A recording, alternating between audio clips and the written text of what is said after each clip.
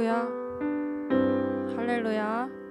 금요기도에 나오신 여러분을 사랑하고 축복합니다. 한 주간의 삶을 돌아보면 하나님으로 인해 기뻐하기보다 세상으로 인해 기뻐한 시간이 더 많진 않았는지 돌아봅니다. 오늘 예배만큼은 오직 하나님이 기뻐 받으시는 예배 될 수 있기를 원합니다. 하나님께 기쁨으로 찬양하고 말씀을 통해 하나님의 마음을 알고 기도로 결단하는 오늘 예배 될 수 있도록 이 시간 함께 기도하시겠습니다. 기도합니다.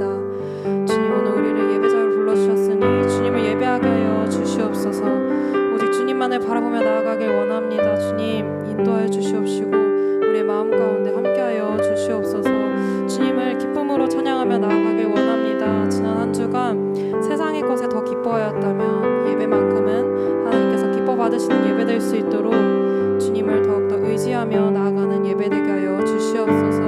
오직 주님만을 바라보며 나아가길 원합니다. 주님께서 오늘 우리에게 하시고자 하는 말씀에 귀 기울여 나아갈 수 있도록 인도하여 주시고 기도를 통하여 주님의 마음을 알고 결단하는 이 시간 될 수 있도록 주님께서 인도하여 주시옵소서. 오직 주님만을 구하며 나아갑니다. 오직 주님만을 의지하며 나아갑니다. 주님, 나 주님의 기쁨 되기 원하네. 함께 찬양하시겠습니다. 나 주님의 기쁨 되기 원하네. 나 주님의 기쁨 되기 원하네. 내 마음을 새롭게 하소서. 새 부대가 되게 하여 주사. 주님의 빛 비추게 하소서. 나 주님의 기쁨 되기 원하네. 나 주님의 기쁨 되기 원하네. 내 마음을 새롭게 하소서. 새 부대가 되게 하여 주사. 주님의 빛 비추게 하소서. 내가 원하는 한 가지 주님의 기쁨이 되는 것. 내가 원하는 한 가지 주님의 기쁨이 되는 것. 겸손히 내 마음 드립니다.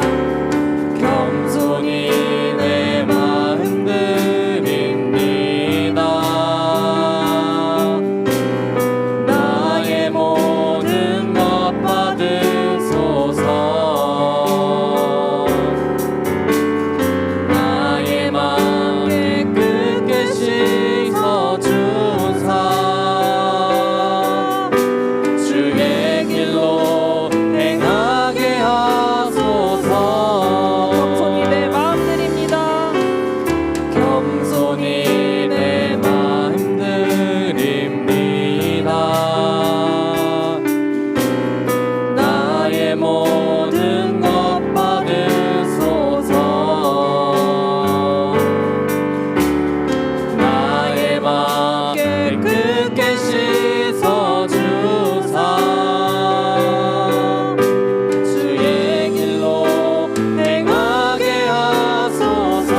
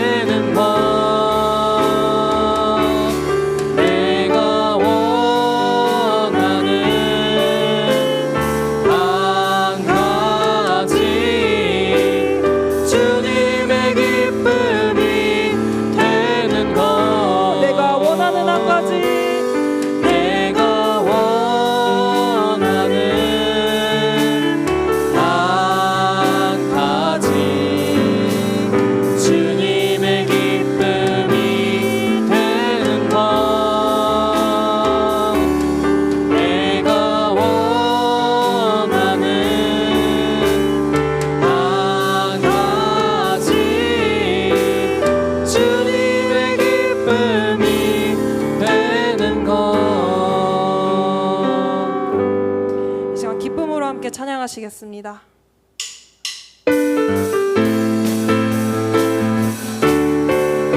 오 주여 나의 마음이 오 주여 나의 마음이 주께로 정해졌으니 나는 주 찬양하리라. 깨어라 나의 영혼아, 이파와 수금 들어라.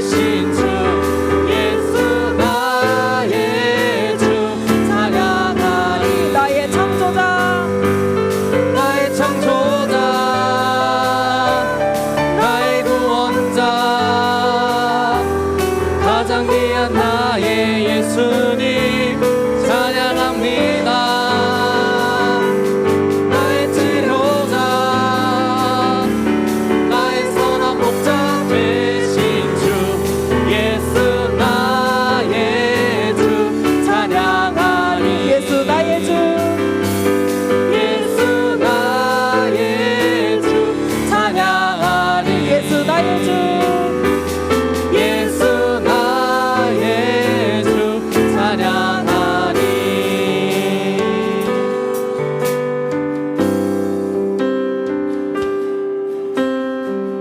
오늘 이곳에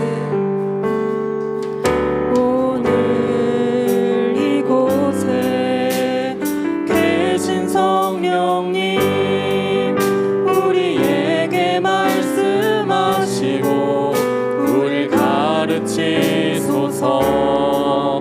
닫힌 우리 마음 열어주시고 주의 빛으로 밝혀 우릴 인도하소서. 오늘 이곳에 계신 성령님 우리에게 말씀하시고 우리 가르치소서. 닫힌 우리 마음 열어주시고 주의 빛으로 밝혀 우릴 인도하소서. 주님보다 앞서지 않고 겸손하게 주님의 말씀 기다리니 주님 손에 우리 드립니다. 사랑으로 인도하소서. 오늘 이곳에 계신 성령님 오늘 이곳에 계신 성령님 우리에게 말씀하시고 우릴 가르치소서. 닫힌 우리 마음 열어주시고 주의 빛으로 밝혀 우릴 인도하소서. 주님보다 앞서지 않고 겸손하게 주님의 말씀 기다리니 주님 손에 우리 드립니다. 사랑으로 인도하소서. 주님보다 앞서지 않고 주님보다 앞서지 않고 겸손하게 주님의 말씀 기다리니 주님 손에 우리 드립니다. 사랑으로 인도하소서. 예루살렘아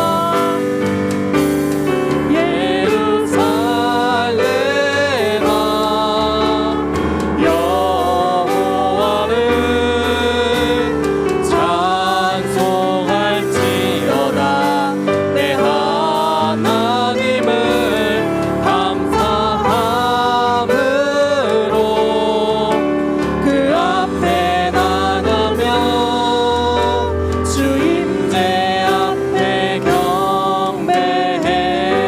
우리 주는 위대하며 우리 주는 위대하며 능력이 많으시도다. 그의 지혜 무궁하며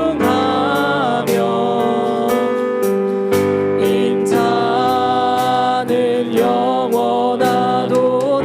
상한 자들 고치시며 상한 자들 고치시며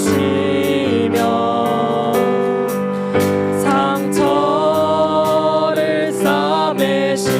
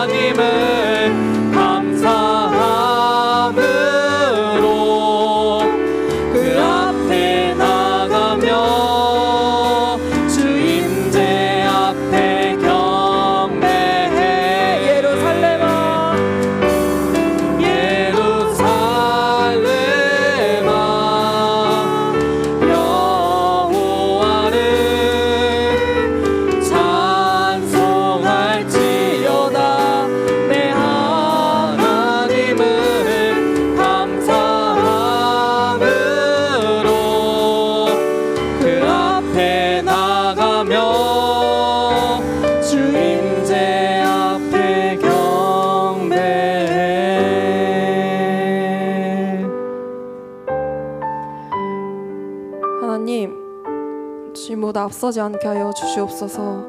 겸손하게 주님의 말씀을 기다리며 주님 손에 우리의 삶을 맡길 수 있는 믿음과 용기를 주시옵소서.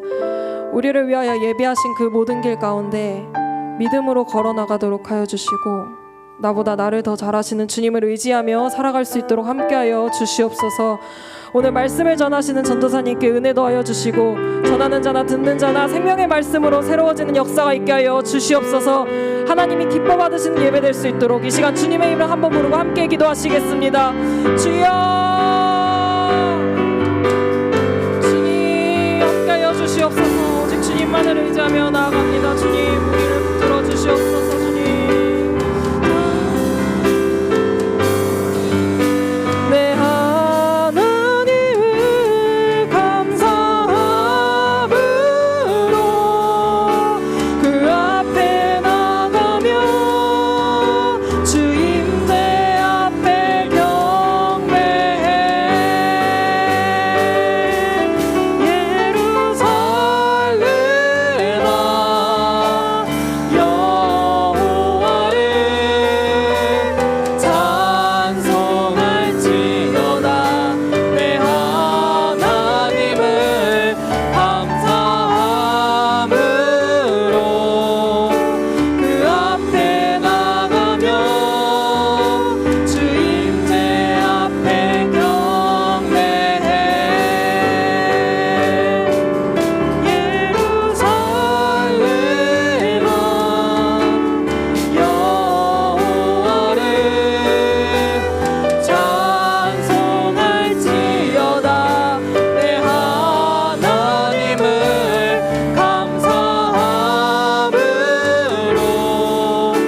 그 앞에 나가며 주 임재 앞에 경배해.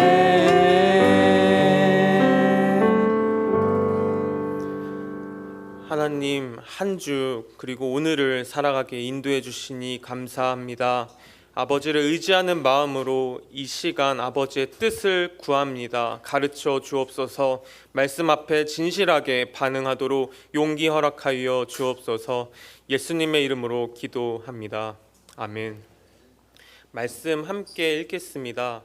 오늘 말씀은 에스라 3장 8절부터 13절 말씀입니다. 오늘 말씀은 에스라 3장 8절부터 13절 말씀입니다. 제가 먼저 8절 읽고 한 절씩 교독하고 마지막 13절은 함께 읽겠습니다. 8절입니다. 예루살렘에 있는 하나님의 성전에 이른 지 2년 둘째 달에 스알디엘의 아들 수르바벨과 요사닥의 아들 예수아와 다른 형제 제사장들과 레위 사람들과 무릇 사로잡혔다가 예루살렘에 돌아온 자들이 공사를 시작하고 20세 이상의 레위 사람들을 세워 여호와의 성전 공사를 감독하게 하매,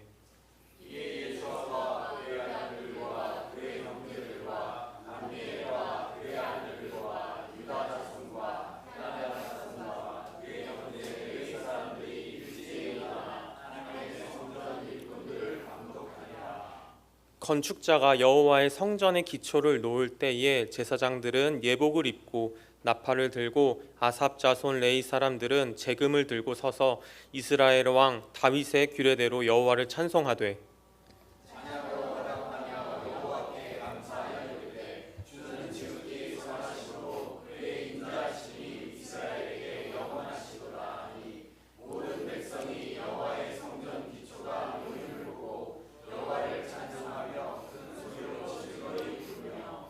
제사장들과 레위 사람들과 나이 많은 족장들은 첫 성전을 보았으므로 이제 이 성전의 기초가 놓임을 보고 대성통곡하였으나 여러 사람은 기쁨으로 크게 함성을 지르니 백성이 크게 외치는 소리가 멀리 들리므로 즐거이 부르는 소리와 통곡하는 소리를 백성들이 분간하지 못하였더라. 아멘. 오늘 설교는 교회는 은혜와 사명으로 하나 됩니다 라는 제목으로 나누도록 하겠습니다. 교회는 은혜와 사명으로 하나 됩니다 입니다. 성도님들께서는 마지막, 끝이라고 하는 단어를 들으시면 어떤 느낌이 드십니까? 처음, 시작도 마찬가지입니다.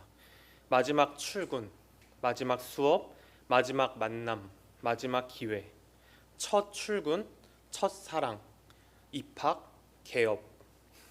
속 시원한 느낌도 들고 정반대로 슬픔과 아쉬운 감정도 있고 비장함과 긴장감이 느껴지기도 합니다. 기대감이 들지만 동시에 잘 해낼 수 있을까 두려움도 함께 합니다. 두 단어일 뿐이지만 각자의 경험에 따라 받아들여지는 느낌이 달라집니다. 하나님, 사랑, 은혜, 헌신, 나눔과 같은 신앙 용어도 마찬가지입니다. 특히 중생을 경험하기 전과 후가 확연히 달라질 것입니다. 중생은 거듭남, 새로 태어남을 의미하지요. 어떤 사람들은 인격적으로 만났다고, 어떤 사람들은 첫사랑, 첫 마음이라고도 말합니다. 보통 자신의 믿음을 예수 그리스도 안에서 둔 사람들이 삶에 나타나는 급진적인 변화를 이야기합니다. 그런데 중생을 경험하기 전 신앙의 의미와 목적을 모를 때 그동안 자신의 삶에 대한 모를 때 하나님의 은혜라는 단어 같은 것들이 엄청 추상적이고 무미건조하게 느껴졌다면 중생을 경험한 후에는 끝이 보이지 않는 그 하나님의 은혜 때문에 감격하고 그동안 자신의 삶에 대한 회개의 눈물로 벅차오를 것입니다. 그리고 하나님이라는 존재는 바로 내 옆에서 삶을 인도해 주시고 사랑하는 인격적인 관계로 느껴지실 겁니다. 그리고 자신의 삶을 그 하나님께서 원하시는 삶의 모습으로 조정할 것입니다. 오늘 말씀에서 이스라엘 백성들도 하나님의 징벌, 바벨론 포로기가 끝나고 나서 성전 기초를 놓으며 본격적으로 성전 건축을 시작합니다. 이때 이스라엘 백성들은 저마다의 배경에 따라서 어떤 이들은 기뻐하고 어떤 이들은 통곡했습니다. 11절과 12절입니다. 찬양으로 화답하며 여호와께 감사하여 이르되 주는 지극히 선하심으로 그의 인자하심이 이스라엘에게 영원하시도다 하니 모든 백성이 여호와의 성전 기초가 놓임을 보고 여호와를 찬송하며 큰 소리로 즐거이 부르며 제사장들과 레위 사람들과 나이 많은 족장들은 첫 성전을 보았으므로 이제 이 성전의 기초가 놓임을 보고 대성통곡하였으나 여러 사람은 기쁨으로 크게 함성을 지르니. 앞서 같은 단어라도 서로 다른 느낌과 감정을 가지는 것처럼 저마다의 반응이 일어났습니다. 어떤 사람들에겐 기쁨의 순간이었고 솔로몬의 성전을 봤던 사람들에게는 과거의 죄로 인한 쓰라림, 그 심판의 흔적 때문에 아주 쓰라린 고통을 경험했습니다. 그리고 다시 은혜로 주어진 기회의 증거이기 때문에 감격스러웠습니다. 그리고 함께 여호와 하나님의 이름을 찬양했습니다. 감정적으로 경황된 모습을 보이는 이유는 이렇게 하나님을 예배하기까지 결코 쉽지 않았기 때문입니다.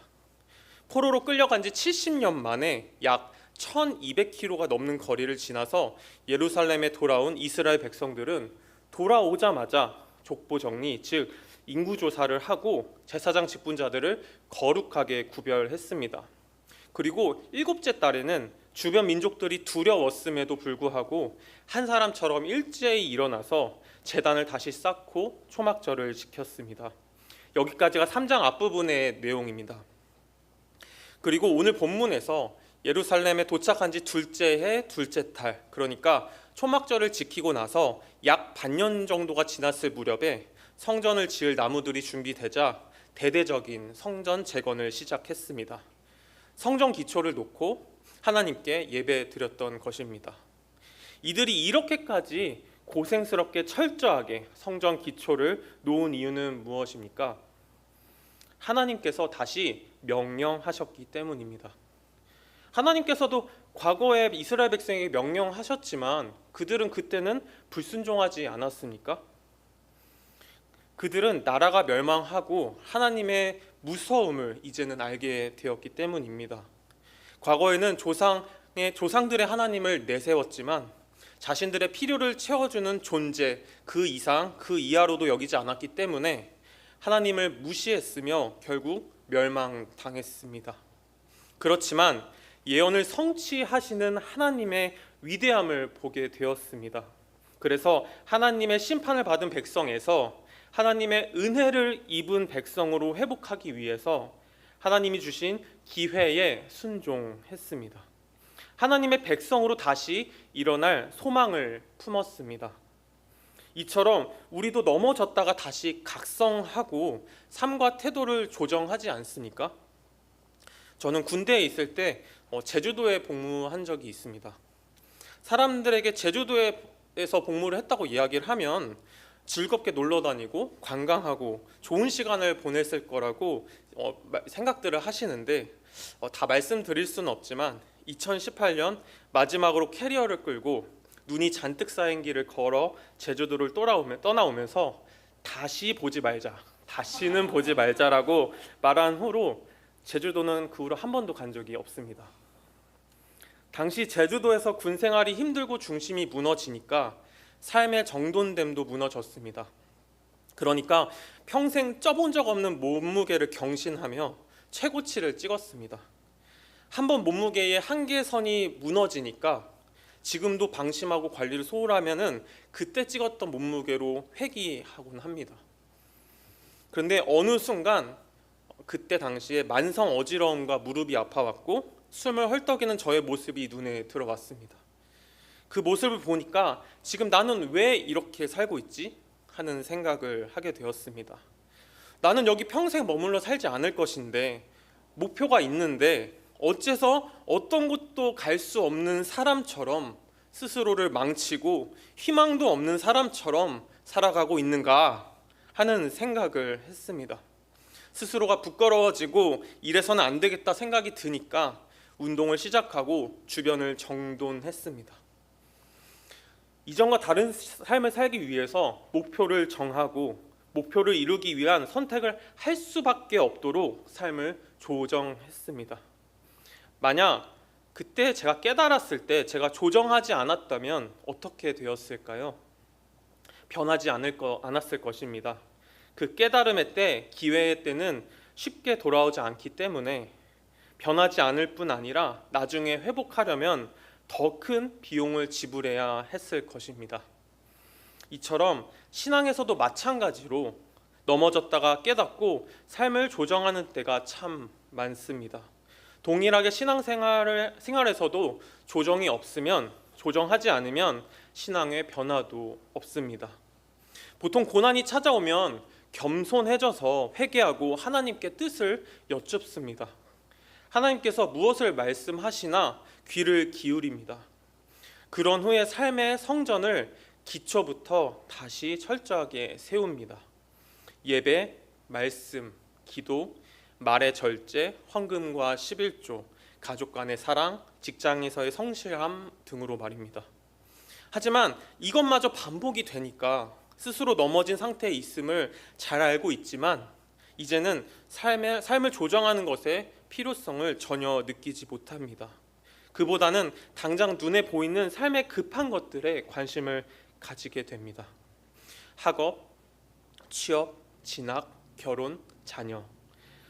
현실을 살아야 한다. 이 현실도 하나님이 주신 것이니까 라고 말하면서 말입니다.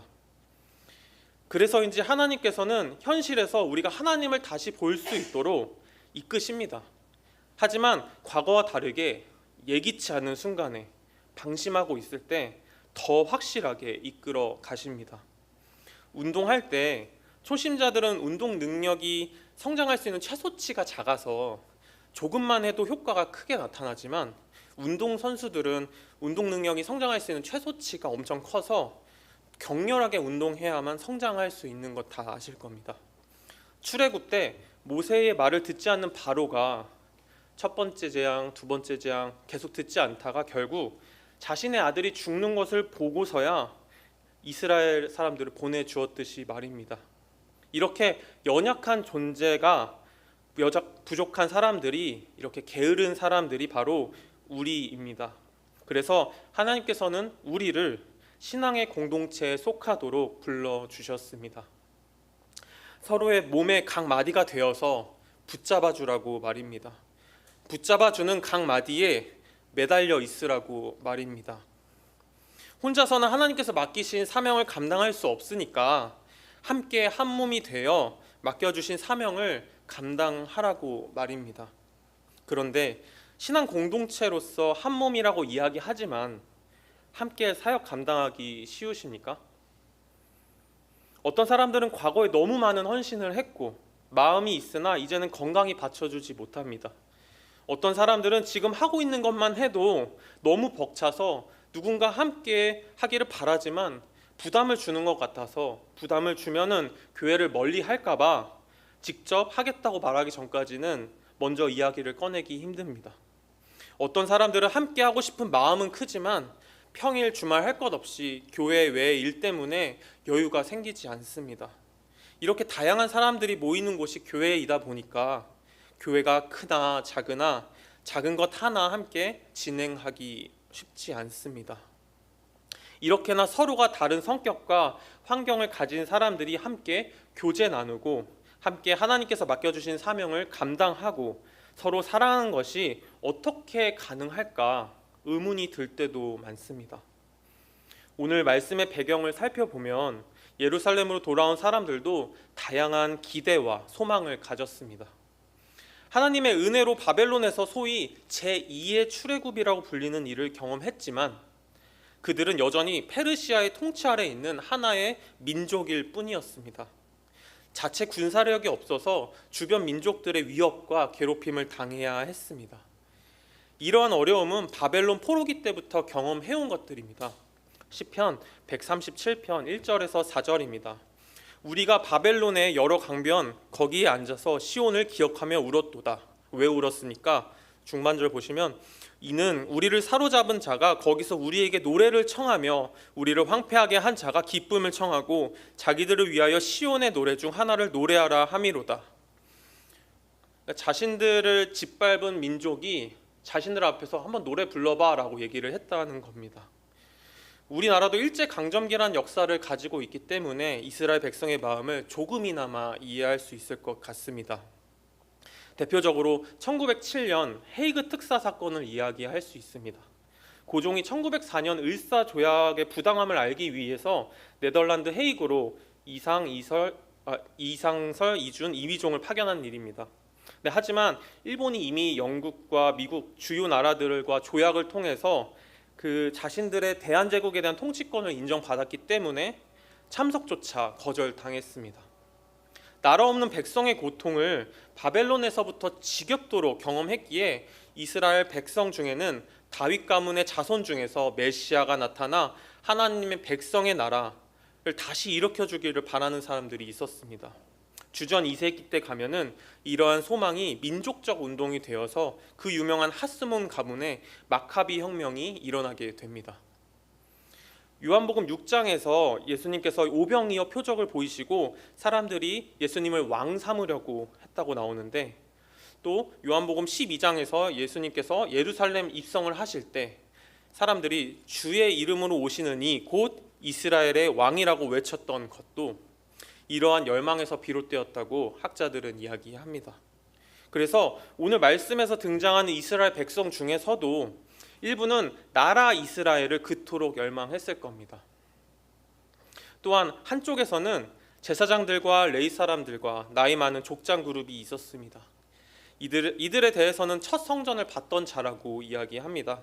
성전은 하나님의 임재를 의미하는 곳이었고 구별된 하나님의 백성들이 하나님께 예배드리는 곳이었기 때문에 이들에게 가장 시급하게 완성되어야 했던 곳입니다. 이들은 이스라엘 백성들의 예배 문화를 정립했다고 말할 수 있는 다윗의 규례를 따라 하나님께 예배드렸습니다. 3장 10절입니다. 건축자가 여호와의 성전의 기초를 놓을 때에 제사장들은 예복을 입고 나팔을 들고 아삽 자손 레위 사람들은 재금을 들고 서서 이스라엘 왕 다윗의 규례대로 여호와를 찬송하되, 이들은 하나님께서 예레미야를 통해 하신 약속을 성취하신 것을 보고서 하나님께서 주시는 마음에 감동되어 예루살렘으로 돌아온 사람들이었기 때문에 하나님의 백성으로 정체성을 드러내는 율법과 규례를 철저하게 지키려고 했습니다. 3장 1절에서 7절에서 보시면은 이스라엘 백성들이 모세의 율법과 규례대로 제단을 쌓고 초막절을 지켰던 것도 같은 이유에서였습니다. 솔로몬이 지었던 성전에 임했던 하나님의 임재를 기억하면서 다시 하나님께서 우리와 함께 하심을 상징하는 성전 건축에 의미를 크게 두었습니다. 이 두 집단 외에도 백성 중에는 다양한 기대와 소망을 가졌습니다. 서로 기대와 소망 때문에 성전 건축이 계획대로 진행되지 못했고 결국은 백성 중에는 성전 건축을 반대하고 무관심한 사람들이 나타나기까지 했습니다. 학개 1장 2절입니다. 만군의 여호와가 이같이 말하여 이르노라. 이 백성이 말하기를 여호와의 전을 건축할 시기가 아직 이르지 아니하였다 하느니라. 이러한 잠재적 갈등 상황 속에서도 이스라엘 민족들은 성전 건축을 위한 재료를 준비하고 기초를 놓았던 것입니다. 저는 오늘 말씀을 통해서 각기 다른 이스라엘 백성들처럼 하나님으로부터 부르심을 받은 교회가 계속해서 하나 되게 하는 두 가지에 대해서 함께 나눠보고자 합니다. 각기 다른 사람들로 구성된 교회가 계속해서 하나의 공동체가 될 수 있는 것은 먼저 하나님께서 은혜로 불러주신 사람들이라는 공통 분모 때문입니다. 각자가 얼마나 체감하실지 모르겠지만 우리는 하나님께서 불러주셨다는 것만으로도 하나님의 은혜를 누리고 있습니다. 그런데 이것을 잊게 되면, 다시 말해 하나님께서 불러주신 것이 아니라 자신이 선택해서 교회에 있다고 생각하면 결국 그 교회는 무너질 위태한 건물과도 같습니다. 왜냐하면 사람은 변하기 때문입니다. 연인 관계의 남녀가 자신들의 만남이 하나님께서 인도하셨다고 확신을 가지기 위해서 여러 가지 상황을 살펴보고 우연이 아닌 필연이었다고 받아들이곤 합니다.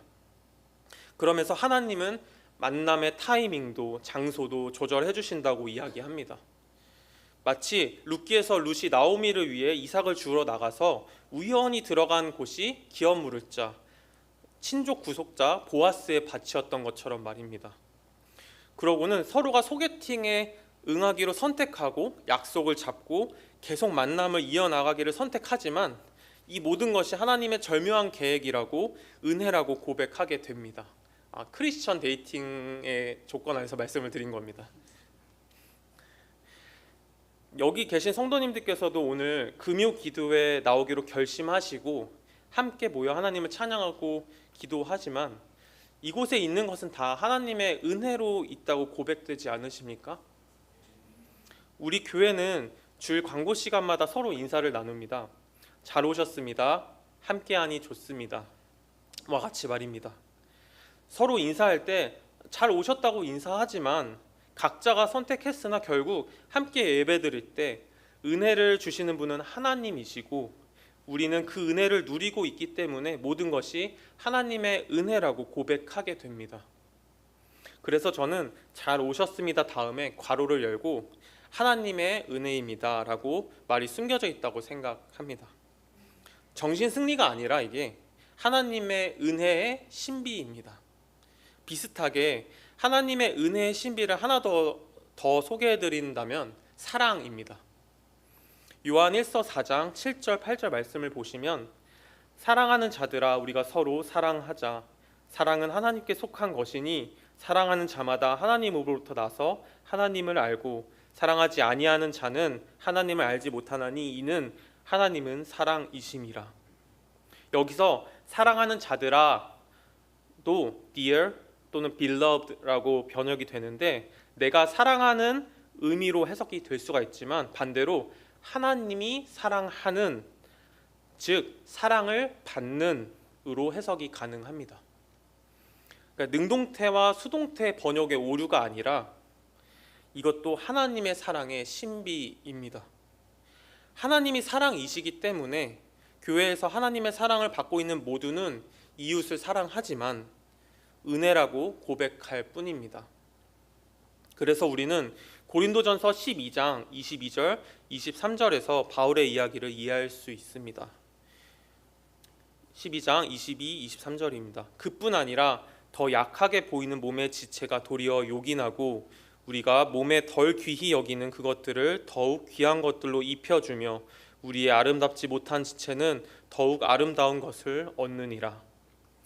은혜이니까 귀하게 여길 수 있습니다. 사랑할 수 있습니다. 혹시 오승근이라는 가수를 잘 아실지 모르겠습니다. 있을 때 잘해라는 노래를 불렀는데요. 제가 어렸을 때 드라마에서 한번 듣고는 계속 흥얼거렸던 노래입니다. 노래를 부르진 않겠습니다. 가사가 이렇게 나옵니다. 있을 때 잘해 후회하지 말고, 있을 때 잘해 흔들리지 말고, 가까이 있을 때 붙잡지 그랬어, 있을 때 잘해 그러니까 잘해. 저는 이 노래가 특히 군대에서 약지와 새끼손가락 쪽 수술을 하고 나서 기억이 많이 났었습니다. 약지와 새끼손가락은 평소에는 힘을 쓸 때 그다지 어떤 기능을 한다고 느껴지지 않았는데 수술 이후 재활을 하면서 턱걸이를 하려고 하니까 약지와 새끼손가락이 정상적일 때 사용하는 근육을 사용할 수 없었습니다. 그 사람이 거기 있는 것은, 공동체에서 그 사람이 거기 있는 것은 그곳에서 하나님께서 역할을 부여하셨기 때문에 있는 것이고 그것에 맞게 기능을 하고 있지만 우리는 은혜임을 느끼지 못할 뿐입니다.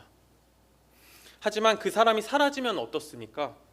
바로 하나님의 은혜였음이 생각나지 않겠습니까?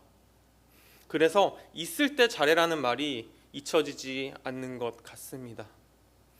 우리는 이렇듯 하나님의 은혜 아래에 있는 성도이기 때문에 각기 다른 모습도 하나 될 수 있습니다.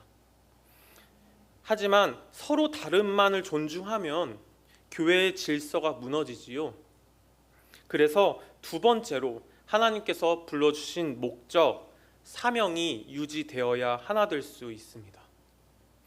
에스라 1장 3절에서 하나님께서는 키루스 2세의 입을 빌려 이스라엘 백성에게 명령하십니다. 1장 3절입니다. 이스라엘의 하나님은 참신이시라. 너희 중에 그의 백성된 자는 다 유다 예루살렘으로 올라가서 이스라엘의 하나님 여호와의 성전을 건축하라. 그는 예루살렘에 계신 하나님이시라. 하나님께서는 성전 건축을 통해서 하나님과 하나님 백성과의 관계를 회복하고 하나님의 이름을 높이길 원하셨습니다. 마르둑, 바알이 아니라 여호와 자신을 의지하고 높이기를 바라셨습니다. 학개 1장 8절입니다. 너희는 산에 올라가서 나무를 가져다가 성전을 건축하라. 그리하면 내가 그것으로 말미암아 기뻐하고 또 영광을 얻으리라. 여호와가 말하였느니라. 그래서 이스라엘 백성 중에 하나님께 감동된 사람들이 일어나서 예루살렘으로 돌아와 하나님의 성전을 쌓기 위해 준비했습니다만 학개서 말씀처럼 이스라엘 백성들은 시간이 지나도 성전을 짓지 않았습니다.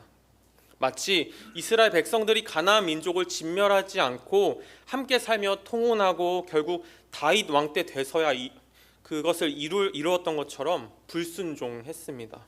하지만 다윗 때에는 이미 가나안 민족의 문화와 혈통이 뒤죽박죽 섞여서 하나님께서 그들을 진멸하라고 하셨던 목적이 모두 훼손된 상태였습니다. 이스라엘 백성들은 하나님의 은혜로 한 몸처럼 일어나 성전 기초를 세웠지만 여러 배경과 동기를 가진 사람들이 각자 상황에 따라 아직 시기가 이르지 아니하였다 말하면서 자신들의 집 짓는 것을 우선하고 황폐한 성전은 외면한다고 말씀하십니다. 우리도 신앙생활을 하면서 하나님께서 은혜 주실 때 열심을 내어 각자의 동기와 감정에 따라서 행동하지만 이내 금방 식어져서 하나님께서 주신 사명을 잊는 경우가 많은 것 같습니다. 삭개오가 예수님께서 불러주실 때 소유 절반을 가난한 자에게 주고 속여 빼앗은 것은 4배를 갚겠다고 하지 않았습니까? 계속해서 그 약속을 지키면 좋겠는데 사도행전에 나오는 아나니아와 삽비라처럼 돈에 유혹이 되어서 거짓말을 했던 것처럼 상황에 빠져 은혜 이전의 삶으로 돌아가는 게 바로 우리의 삶이지 않습니까? 율법이 주어진 목적이 하나님과 하나님 백성 사이의 온전한 관계를 위해서 주어졌지만 이스라엘 백성들은 하나님과의 관계보다 율법적 행위면 충분하다고 만족하며 하나님과의 관계도 행함도 둘 다 놓쳤던 것처럼 말입니다. 그렇기 때문에 우리는 하나님의 은혜를 경험하는 것에서 멈추어서는 안 됩니다. 계속해서 하나님의 부르심의 목적을 마음에 새겨야 합니다. 우리가 구원의 은혜를 받은 사람이라는 것을 잊지 않기 위해서 말입니다.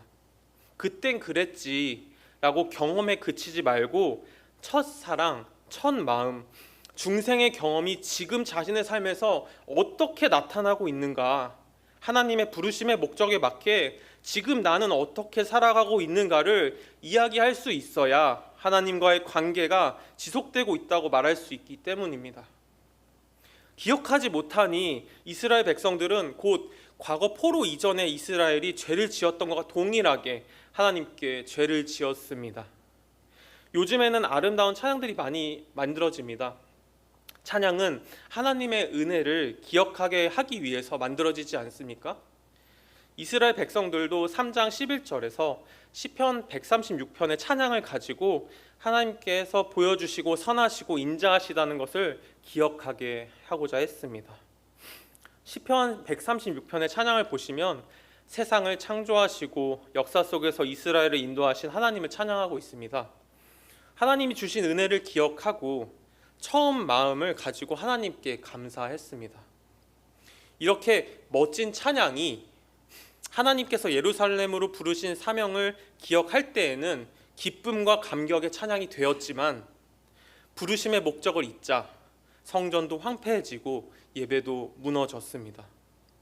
앞서 교회가 다양한 모습에도 하나 될 수 있는 것은 하나님의 은혜와 받은 사명이 있기 때문이라고 말씀드렸습니다.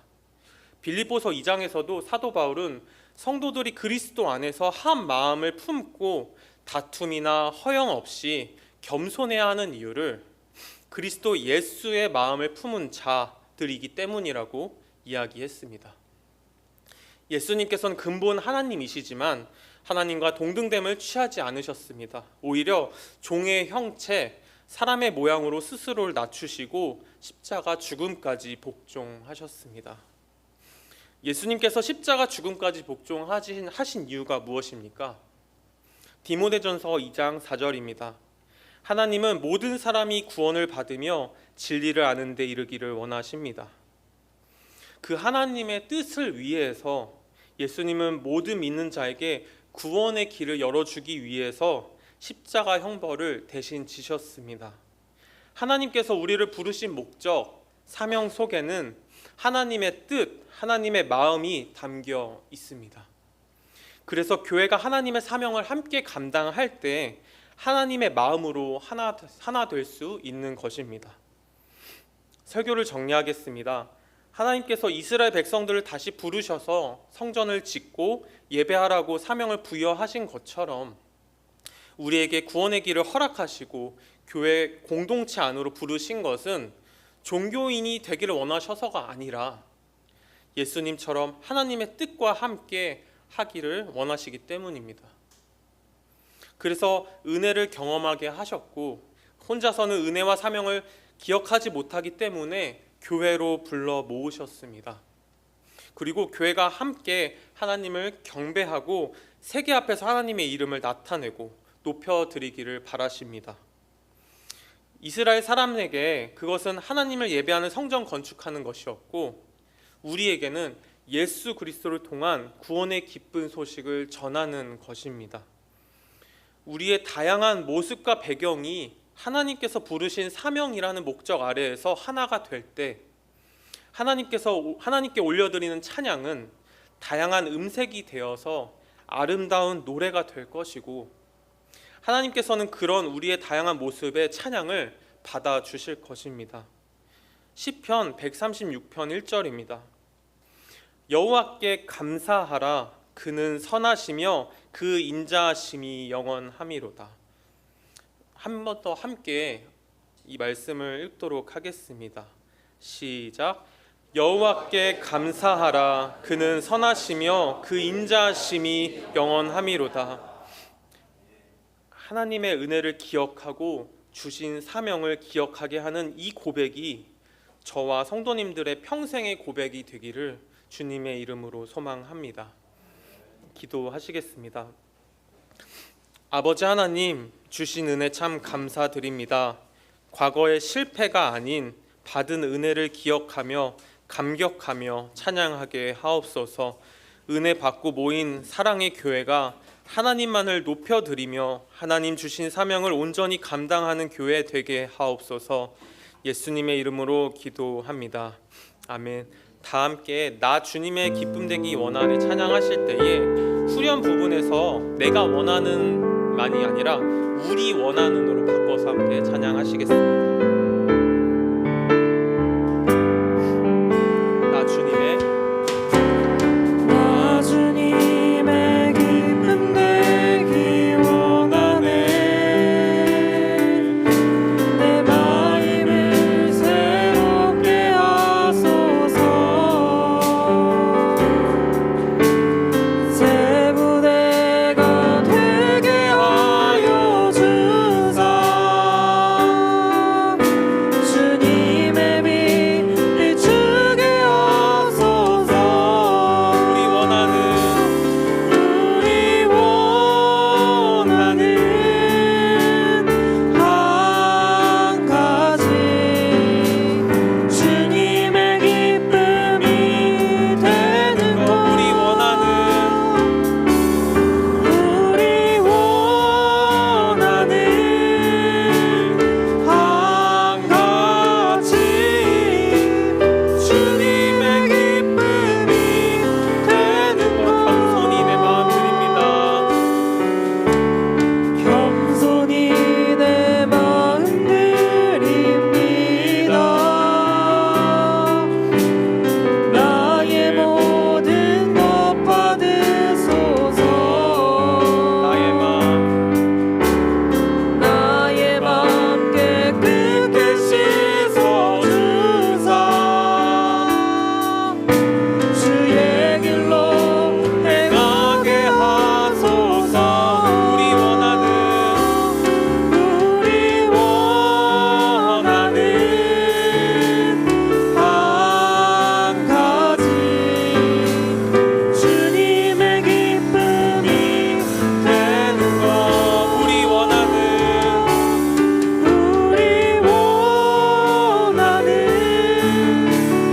한 가지 주님의 기쁨이 된. 우리 원하는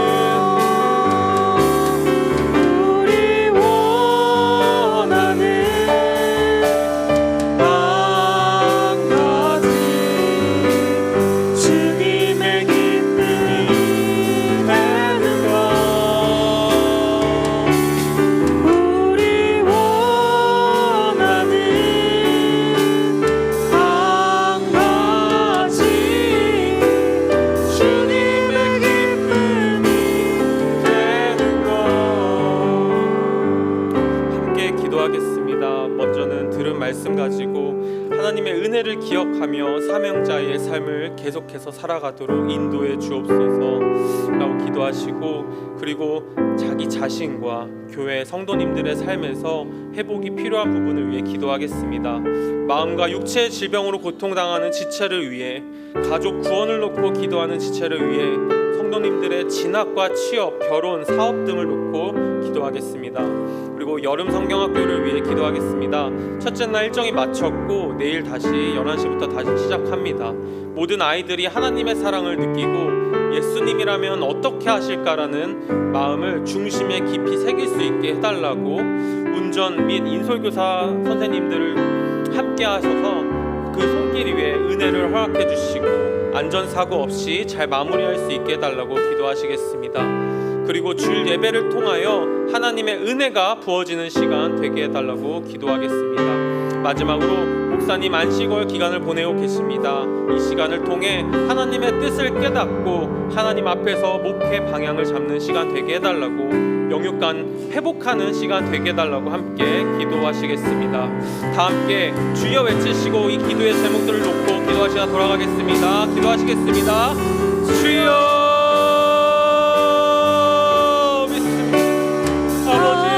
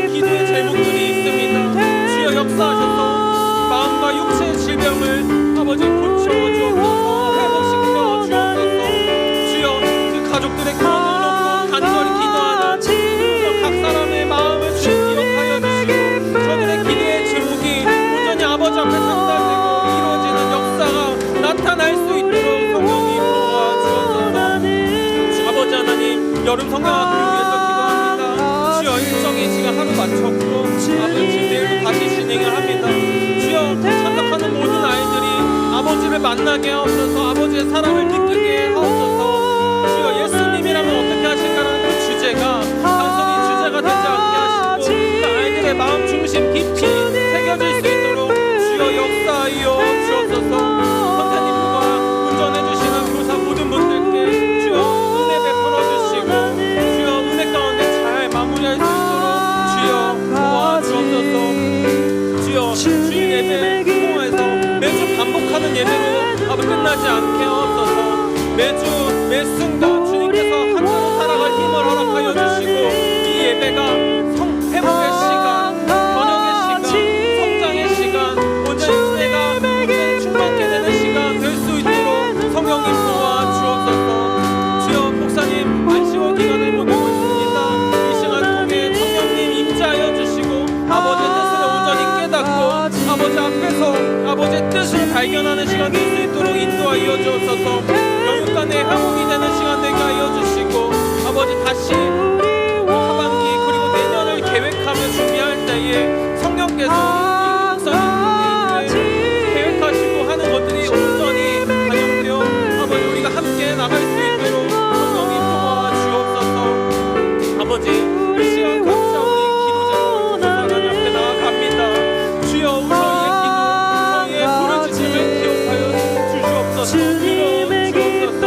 주여 저희가 우리의 욕심이 아닌 아버지의 뜻을 구하는 시간 되게 하시고 이 시간을 통해서 주님의 뜻을 발견할 때 그 은혜 안에서 온전히 진정하며 아버지의 뜻에 감사하며 기뻐하고 주님을 높여드리는 시간 되게 하옵소서. 주여 주님만 높게 받아주옵소서. 주여 어떤 상황 속에서도 주님께서 이끌어주시고 그 믿음 안에 평안을 누리게 하여 주시고 평안 안에서 온전히 회복을 경험할 수 있도록 주여 주옵소서. 주여 이 자리에 지금 역사하여 주시고 성령님 강하게 임재하사